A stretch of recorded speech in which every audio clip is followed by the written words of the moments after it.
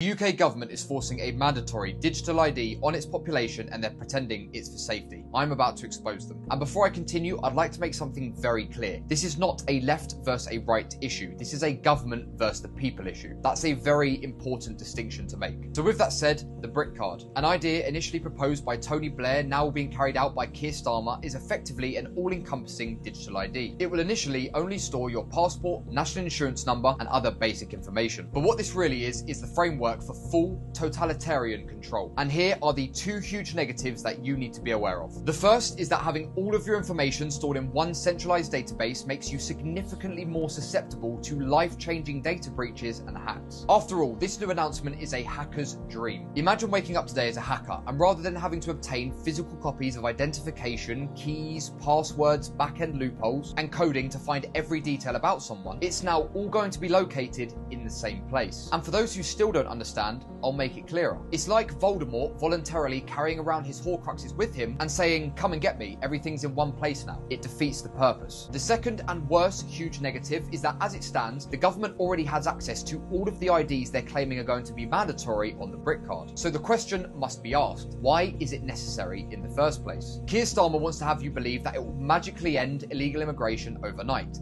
This is a lie. What it really is a gateway legislation to securing more of your data in the future. After they've got your personal and medical data in one place, it won't be long before they start demanding your financial data as well. They'll demand your bank details and credit card information all be added to the same ID, from which they'll be able to dictate everything you do, what you spend your money on, where you travel to, who you see, what content you watch. The list is endless as long as they have control over your spending. And this will all become progressively worse with the introduction of the Bitcoin, the proposed digital currency. And then to completely round off Keir Starmer's totalitarian objective, a social credit system similar to that which they already have in China will follow. Accidentally travel 1 mile over the speed limit, the government will pull the money directly from your bank account immediately. No appeal possible. Say something the government doesn't like online, banned from social media for 3 months. Full control. So this is the point I want to be really clear about. Some will call this fear-mongering, and others will say just because it hasn't been proposed, it's definitely not going to happen. These people, unfortunately, have small and narrow minds. You need to begin thinking about the future and not just what's coming in the next few months. As I said before, if the government already have access to all of your personal data that they're requesting to begin with, what do they really need the brick card for? Your life will never be better by giving the government more control over it. And so this really will be a test of whether the left and the right can work together for a joint cause. Because this is the first time in a long time that a change is coming that benefits no one. If there was ever a time to find common ground, it's now. And I'd like to think that after doing so, we can all realize that there is so much more that connects us than divides us. Resist the brick card at all costs.